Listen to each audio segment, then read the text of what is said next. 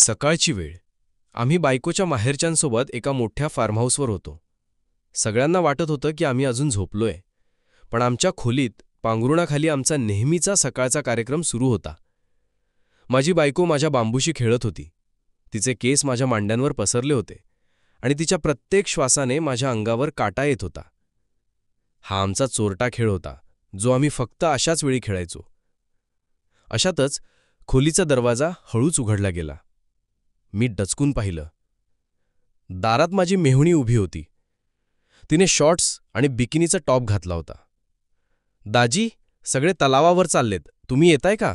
ती म्हणाली. तिचा आवाज ऐकून पांघरुणातली हालचाल थांबली. माझी बायको आतमध्ये दगडासारखी शांत झाली. तिला कळलं होतं की कोणीतली हालय. मेहुणीची नजर माझ्यावरून फिरून खोलीत फिरली. सायली कुठे आहे? ती विचारणारच होती, तेवढ्यात तिचं लक्ष पांघरुणाच्या त्या विचित्र उंचवाट्यावर गेलं, जो माझ्या कमरेच्या खाली होता. तिला प्रकार कळला. तिच्या चेहऱ्यावर एक लबाड हसू पसरलं.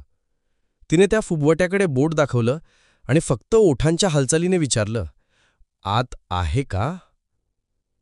मी लाजेने मान डोलावली.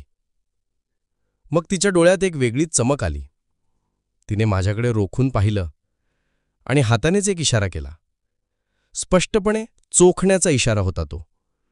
ती विचारत होती, तेच चालू आहे का? माझ्या काळजात धस्स झालं, पण एका विचित्र धाडसाने मी पुन्हा होकार दिला. मला वाटलं मी लाजेल आणि निघून जाईल, पण ती गेली नाही. ती तशीच दाराला टेकून उभी राहिली आणि हात छातीवर बांधून आमच्याकडे एकटक पाहू लागली. जणू काही आता पुढे काय होतंय हे तिला बघायचं होतं.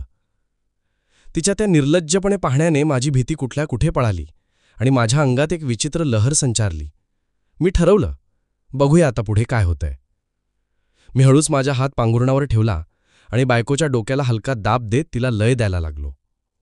माझ्या बायकोला वाटलं की तिची बहीण निघून गेली आहे, त्यामुळे ती पुन्हा उत्साहाने आणि पूर्ण ताकदीने कामाला लागली. ती आता अधिकच जोशात माझा बांबू चोखत होती. मी माझ्या बायकोच्या चेहऱ्याकडे नाही, तर दारात उभ्या असलेल्या माझ्या मेहुणीकडे पाहत होतो. तिचे श्वास जड झाले होते. तिचे ओठ किंचित उघडं होते. ती तिच्या ओठांवरून जीभ फिरवत होती. तिची नजर माझ्या सुखावलेल्या चेहऱ्यावर आणि पांघरुणाखालच्या हालचालीवर फिरत होती.